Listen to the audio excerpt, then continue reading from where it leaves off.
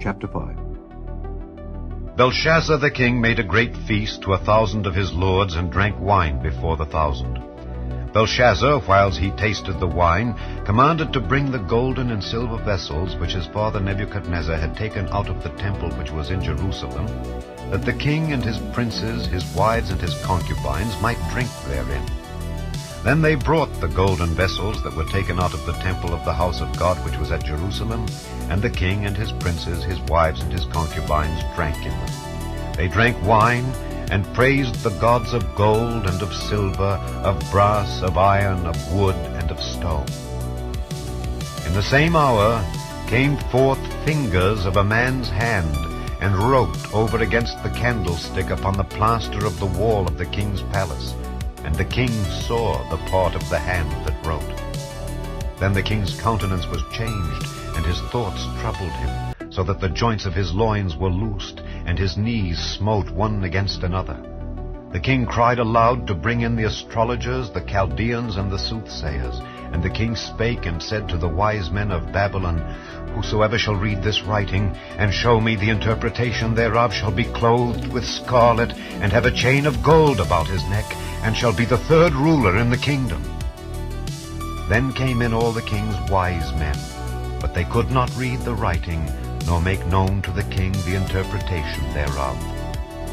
Then was King Belshazzar greatly troubled, and his countenance was changed in him, and his lords were astonished. Now the queen, by reason of the words of the king and his lords, came into the banquet house. And the queen spake and said, O king, live forever. Let not thy thoughts trouble thee, nor let thy countenance be changed. There is a man in thy kingdom, in whom is the spirit of the holy gods, and in the days of thy father light and understanding and wisdom like the wisdom of the gods was found in him, whom the king Nebuchadnezzar thy father, the king, I say, thy father, made master of the magicians, astrologers, Chaldeans, and soothsayers, forasmuch as an excellent spirit and knowledge and understanding, interpreting of dreams, and showing of hard sentences, and dissolving of doubts were found in the same Daniel, whom the king named Belteshazzar. Now let Daniel be called, and he will show the interpretation. Then was Daniel brought in before the king, and the king spake and said unto Daniel, Art thou that Daniel, which art of the children of the captivity of Judah, whom the king my father brought out of Jewry? I have even heard of thee, that the spirit of the gods is in thee, and that light and understanding and excellent wisdom is found in thee. And now the wise men, the astrologers, have been brought in before me, that they should read this writing, and make known unto me the interpretation thereof. But they could not show the interpretation of the thing. And I have heard of thee, that thou canst make interpretations and dissolve doubts. Now, if thou canst read the writing, and make known to me the interpretation thereof, thou shalt be clothed with scarlet, and have a chain of gold about thy neck, and shalt be the third ruler in the kingdom. Then Daniel answered and said before the king, Let thy gifts be to thyself, and give thy rewards to another. Yet I will read the writing unto the king, and make known to him the interpretation. O thou king, the Most High God gave Nebuchadnezzar thy father a kingdom, and majesty, and glory, and honor. And for the majesty that he gave him, all people, nations, and languages trembled and feared before him.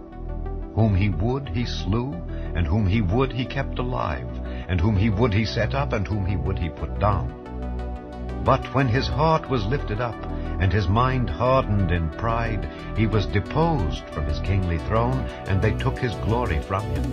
And he was driven from the sons of men, and his heart was made like the beasts, and his dwelling was with the wild asses. They fed him with grass like oxen, and his body was wet with the dew of heaven, till he knew that the Most High God ruled in the kingdom of men, and that he appointeth over it whomsoever he will.